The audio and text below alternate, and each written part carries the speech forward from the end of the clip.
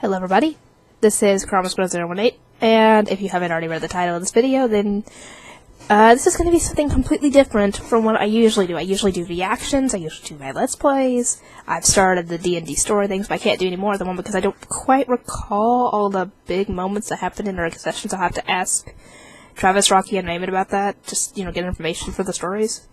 Anyway, I was talking with Dion today, and he was talking about doing a top 5 I can't remember if it was a top 5 strange things that happened in Arizona or whatever. I was like, that's a good idea because that could get you a lot more potential views, and it could be a popular series. And I was thinking, well, if you're going to do that, then why not do like a top 10 of your favorite Loud House episodes, for example, or something like that. He said that was a good idea. I was like, oh wait, I can do that myself as well. And I figured, why not do it for the ones that I've already completed, like Fullmetal Alchemist Brotherhood. And 7 Deadly Sins isn't completed yet, but I haven't been able to do the English version because the English version isn't out yet. So I can't do that one yet. But I just finished compiling a list. You can't see the list because I'm not going to spoil it. Because it's a top 10 list. It's going to be... hang on. I'm going to exit off of my email. Oh, and I've got a Discord open, so if you hear a little noise, it's that. Because it's a Discord for role-playing, so I'm trying to find some new role-play partners. Anyway,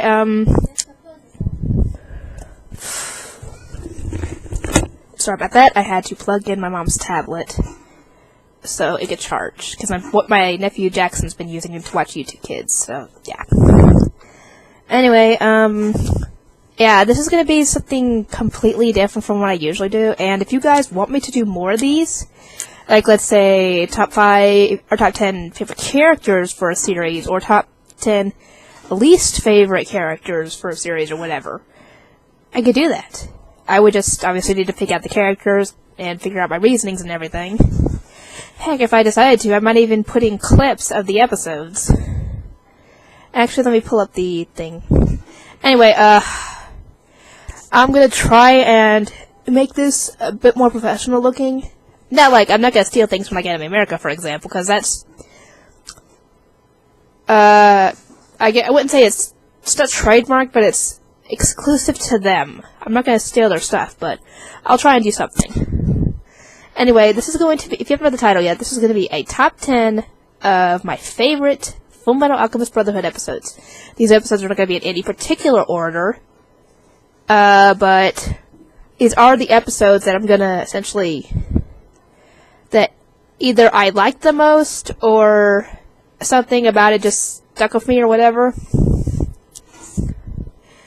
Anyway, I have like 3 honorable mentions because I was trying to find some that I actually liked, and I found 3, so I had to kind of rearrange my list a bit, because I just wrote down, as I went, the episodes I found that I liked, and then I had to rearrange the numbers, because I just did, 10, 9, 8, blah, blah, blah, blah.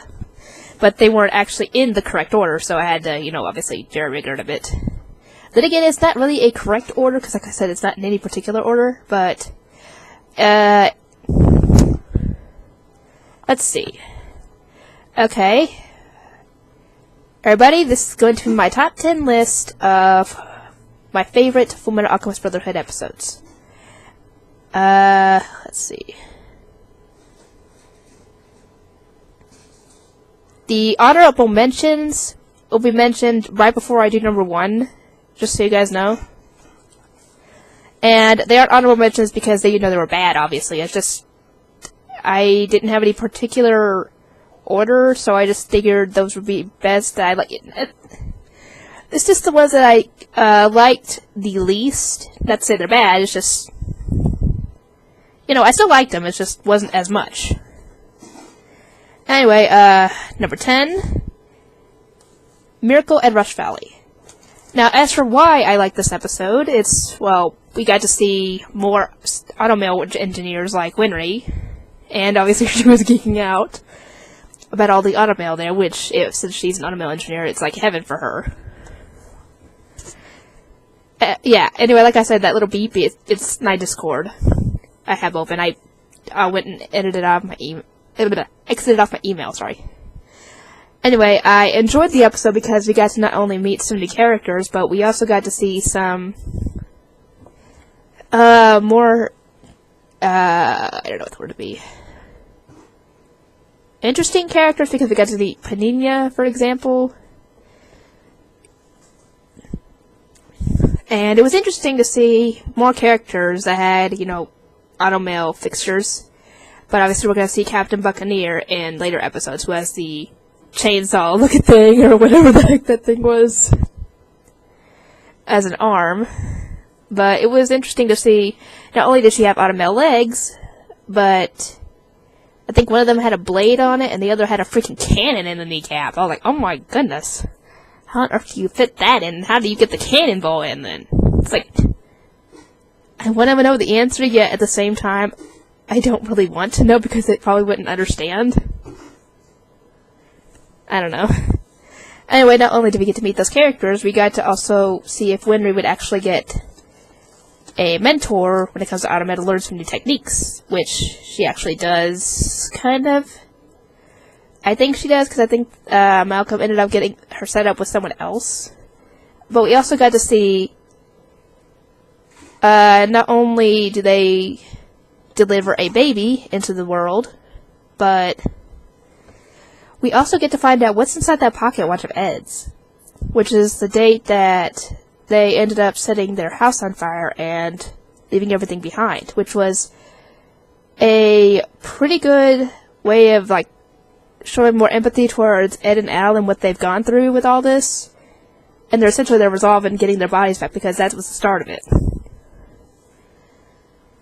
Anyway, yeah, that was a really good episode.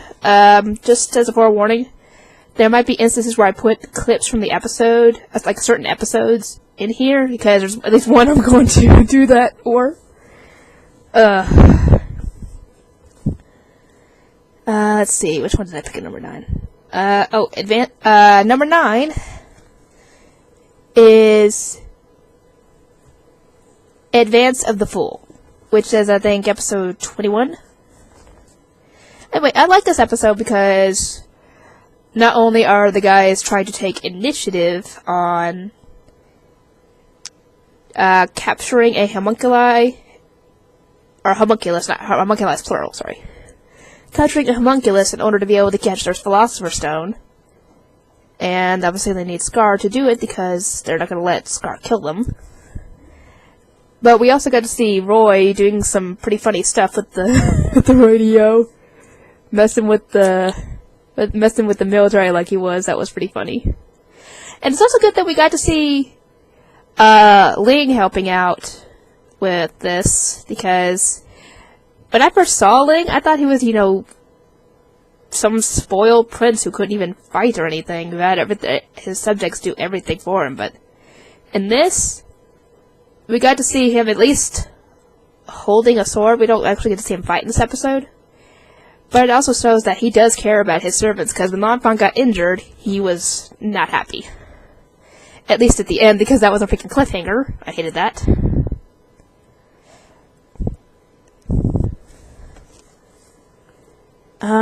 Anything else? Actually, let me find the episode. Sorry, I'm on the Wikipedia as well while I'm doing this. I know it's not very professional, but this is my first time doing one of these things.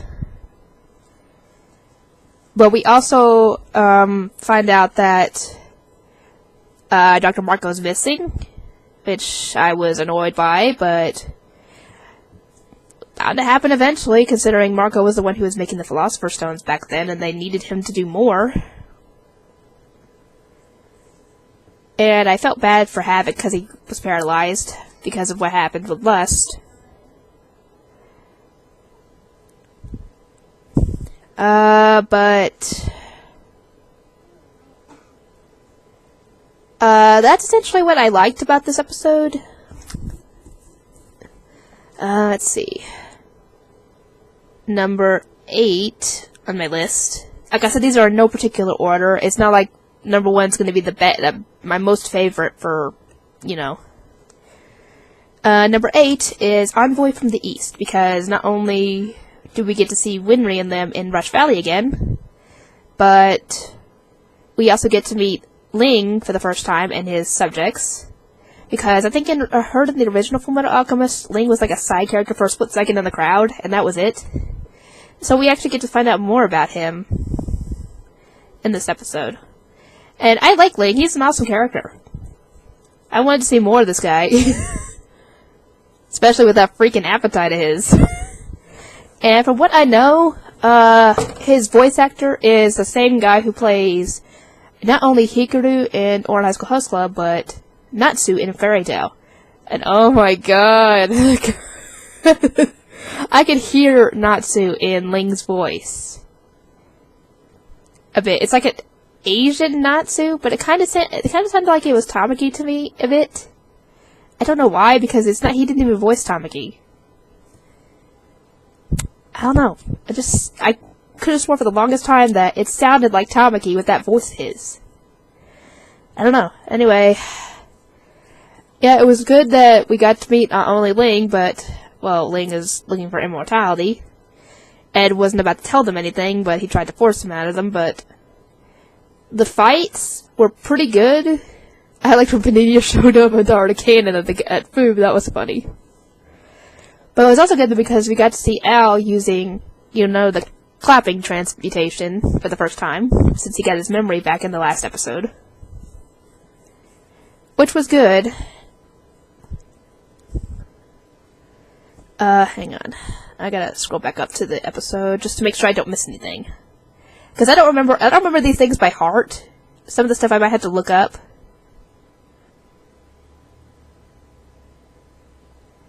Oh, not only that, but we also got to see Barry the Chopper show up again, and try to scare Riza, but Riza wouldn't have any of it. She was like, nope, and just shot him. And we find out that, obviously Barry didn't do it. Well, Riza and Mustang found out this. So they're keeping him in hiding for the time being to try to use him. I don't remember exactly the reason why they're keeping him.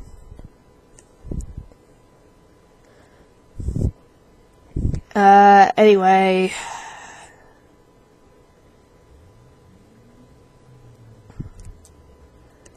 We got to see May for the first time as well in this episode, and it was hilarious that she was fantasizing over what she thought was Ed, and oh my god, her fantasy was just so romanticized. It was just so unlike what Ed actually was. It was just so funny. I was just like, oh my god, you were gonna be so disappointed when you see Ed. So I don't even think Ed would fall for May in that way, because he obviously likes Winry, which would make her disappointed anyway. Anyway, like I said, some of these were in no particular order. Let's see. I gotta find this episode, because I don't remember the exact episode number it was. Episode 7? No, wait. Wrong thing. Whoopsie, this is further on than I thought, because I was looking at my actual list, and the first numbers I had, episode 7 was actually episode 5, so.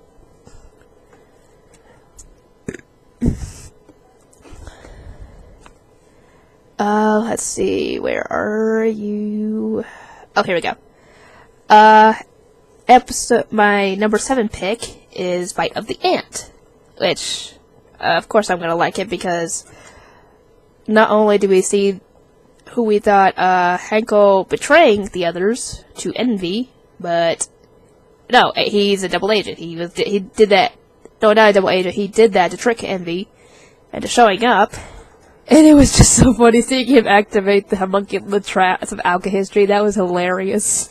And the one where they go with, oh my god, it was just so funny.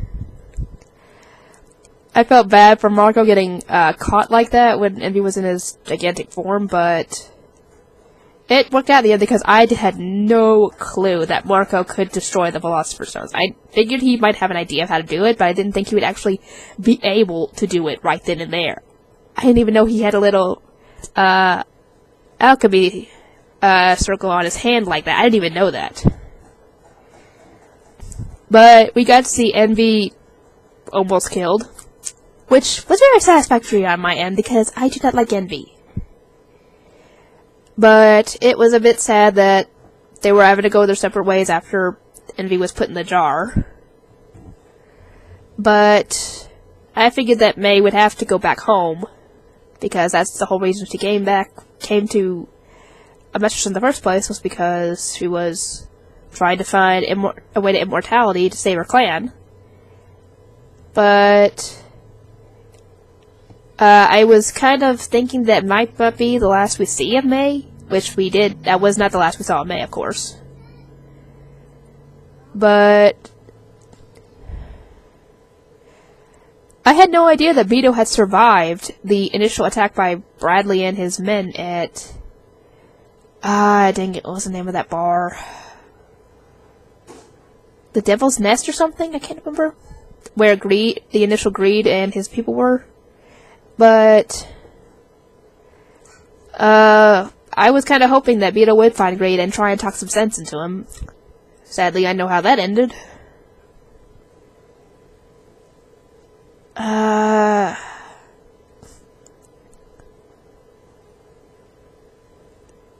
We also find out that apparently the military is trying to build its own immortal army using Philosopher's Stones, and that thing's kind of look very freaky. Very freaky indeed. And I feel bad for anybody encountering those things, because that's essentially like zombies, which actually is how they turned out. Let's see. That was episode number 7.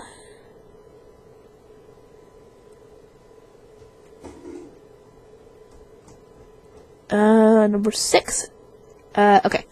Yeah, number 6 is Death of the Undying. And for those of you who have seen the episode,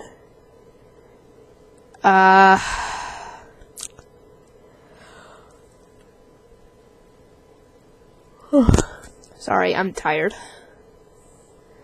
Anyway, yeah, definitely Undying. I enjoyed this immensely because not only do we see a homunculus die for the first time, but we get to see how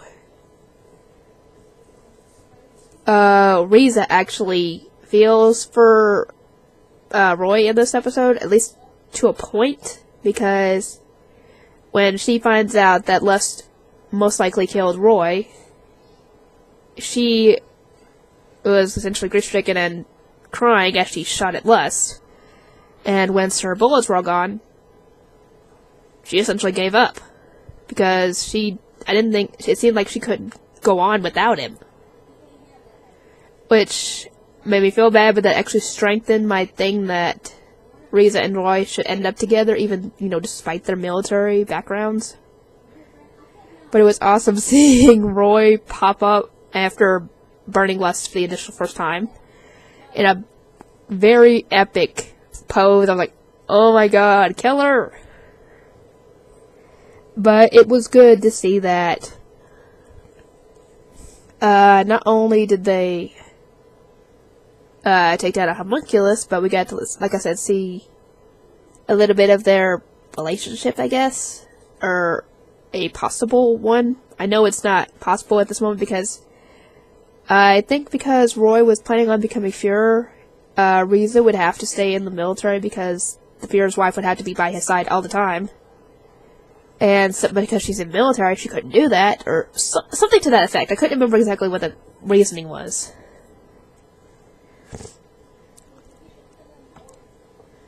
But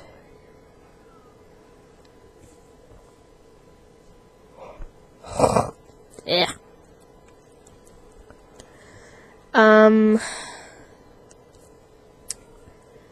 Yeah, I don't have too much to say on this episode, but it was a good one. Let's see, that was number 6. Number 5 is Combined Strength. Let me find it in the thing real quick. Because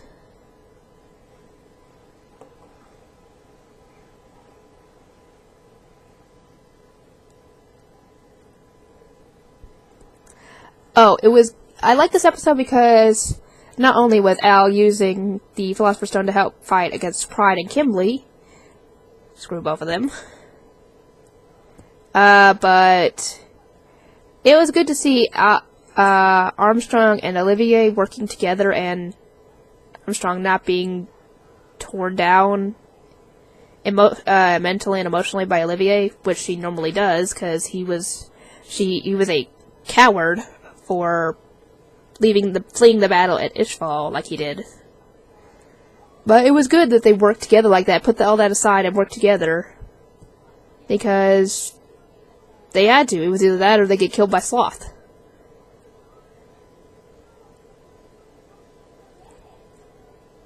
But I also enjoyed this episode because not only that, but they also used the intro music in that episode, which I don't know if you guys know, but that's one of my favorite intros. It's the 4th and 5th intro that are my favorites out of the Brotherhood episode openings. I've almost memorized the lyrics in a way, though my Japanese isn't good. In fact, I don't hardly anything of Japanese, but of the lyrics, it's mostly pretty good. But it was good that I enjoyed it because not only did Alphonse do pretty good against both Pride and Kimberly, but they actually managed to kill Kimberly, or at least be the ones to do a fatal blow on him, with getting his windpipe. But I didn't like the fact that Pride ate Kimberly. Now, I know Pride had already done that with Gluttony before, but I don't like Pride. I felt bad. Kimberly did not deserve to go out that way.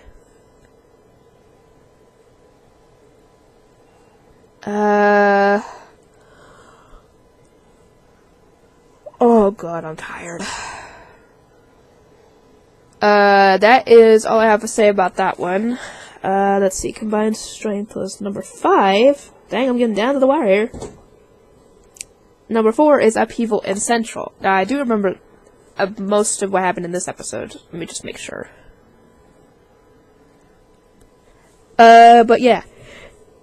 I like how Roy was actually able to not only protect Bradley's wife, but also prove to her that the military would not hesitate to kill her if they got the chance, because they obviously tried to do that when they said to kill everybody but Mustang, which means to kill her too.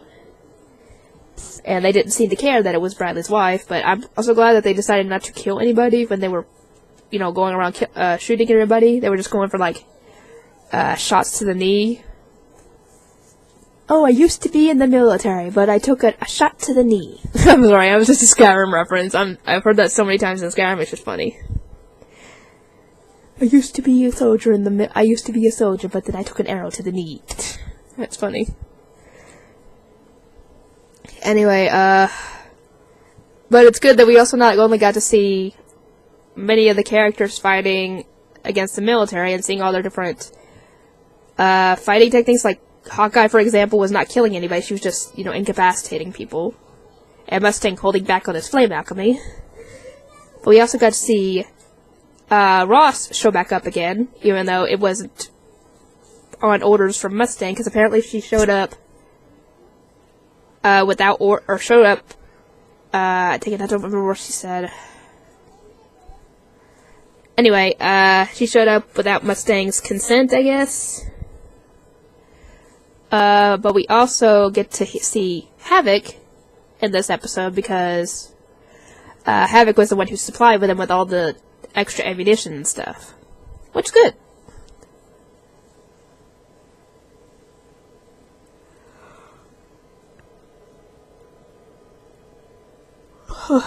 I'm sorry, guys. I am just tired. But it was also funny when they were Ed and the others were trying to get into the third laboratory, and Ed uses his position as a state alchemist, saying, "Scar's trying to kill me!" And then when the guys try to go after him, he turns around and beats them up. That was funny. That was funny. Anyway, that's essentially all I have to say that I liked about this episode. Let's see, that was number 4. Number 3 is The Adult's Way of Life. This one was very funny. I was loving it because not only does Sloth die in this episode, but Izumi is the one who helps take him down, because Izumi shows up and, with her husband's help, sends Sloth flying, literally. And oh my god, the whole thing between Armstrong and Sig is just hilarious. Bromance for life between those two. That was just funny. Oh my god.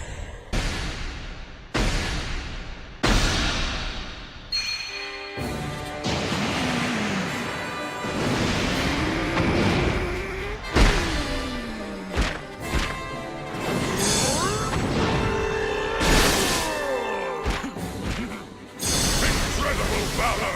Respectable muscles!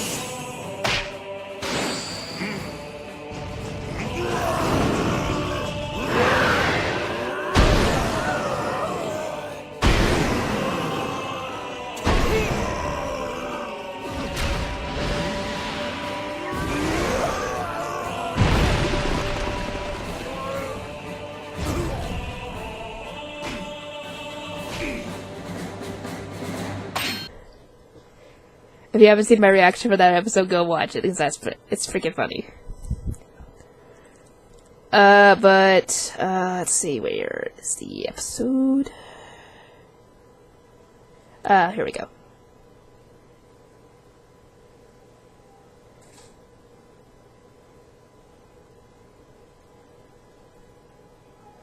But it was also good that, the Brink soldiers were able to secure... What the... What are you doing over here? Come here. Look who just showed up. I felt something on my leg and I thought that was the dog, but... It's Jackson! Jackson, go see Grandma. No. Yes, I'm busy doing something. I'll see you later, okay? No. Okay, then you just stay there. But one thing I did not pick up when I was watching this episode is that when Al and them were trying to get the car out of the gutter or whatever that was, I did not see Bradley walking past them in the background. I didn't even notice that when I first saw it. I was like, and then I watched some of the other people watching it, or I watched Laura Riley reacting to it, and she kind of pointed that. I was like, oh, I didn't even see that. But yeah, that was an early sign that he was still alive. Anyway, The Adult's Way of Life, that was... number 3, okay. Number 2. I liked, number 2 is He Who Would Swallow God. I guess these are in no particular order. But He Who Would Swallow God is essentially the aftermath of Father winning. But I liked how Hohenheim was able to the way that Hohenheim was able to get everybody's souls back. I liked that idea because it was very creative, and it made sense as to a few of the things he was doing. And if you hear anything in the background, it's Jackson. He won't leave the room. Hey, quit that. Anyway, not only do I like the fact that they were able to get not only their souls back, but that Father was having a bit of a hard time keeping in control, and I also enjoyed Scar fighting Bradley and killing them. One thing I didn't notice at first, when Scar dealt the final blow... Go on, Jackson. Was the fact that not only did he kill him, he also amputated the guy's arms. I didn't even see that. It was so fast, I didn't pay attention. I was like, I didn't even notice that, and then I watched it later. I was like, wait, how did I not notice that? Okay, now that I think about it, that makes sense as to why Bradley caught the blade in his teeth, because he didn't have any arms. It made sense. Jackson. But I felt bad for Roy having lost his sight and how he was not really able to do anything. Dogs, go away! Sorry, the dog scared Jackson. Come here. Come here. Anyway, I want to see Grandma. you want to see Grandma? Okay, go on, see Grandma. Go on, Jack. It's okay. Dog isn't gonna get you. Chloe, get out. Go. Joey.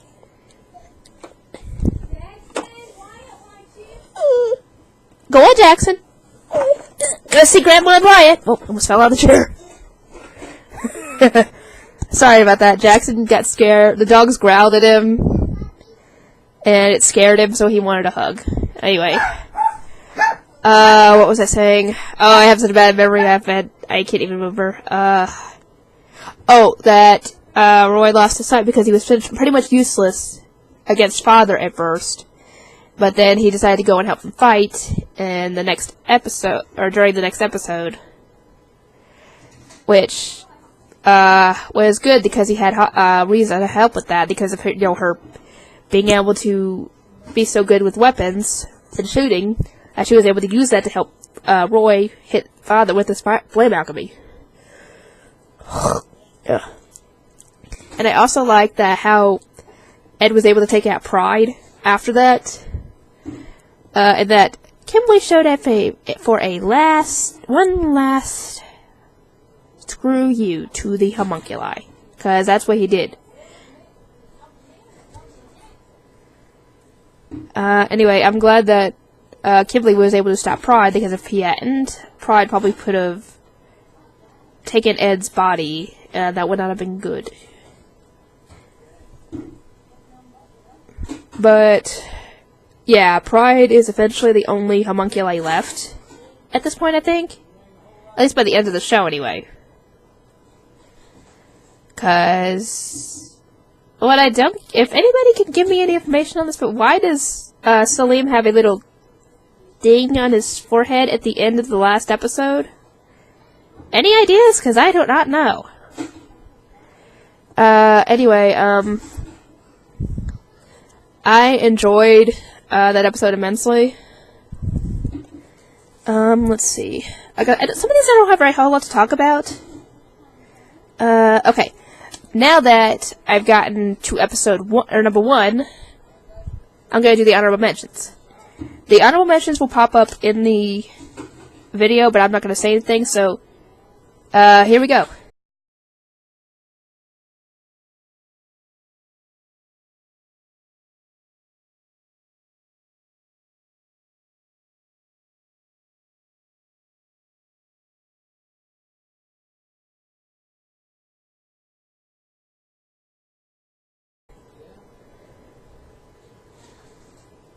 Okay, now that you guys have seen the honorable mentions, here's number 1.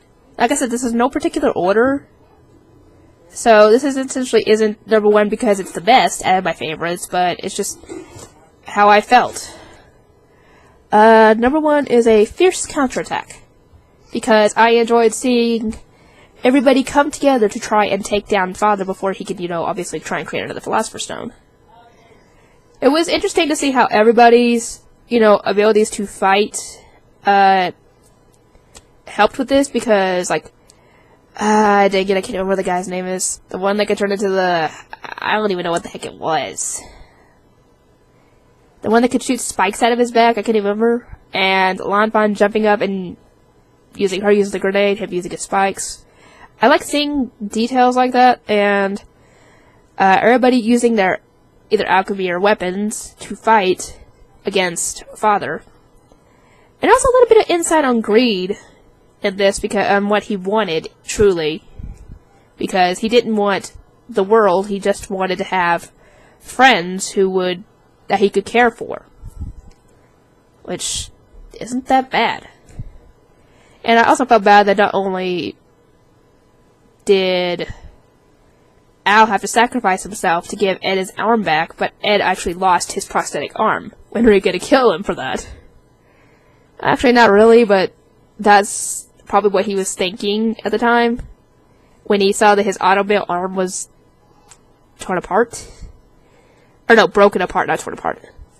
He was probably thinking, oh, Winter's gonna kill me. Because essentially, it was not fixable, probably, But then again, now that he's got his arm back, he doesn't really have to worry about that. But... Oh! Something I forgot to mention about... He Who Would Swallow God. It was good that Scar was able to fix the alchemy of the country. Because when Scar first showed up in the series, I figured he was going to be a villain. But no, he's turned out to be like an anti-hero, I guess. Which is good. Anyway.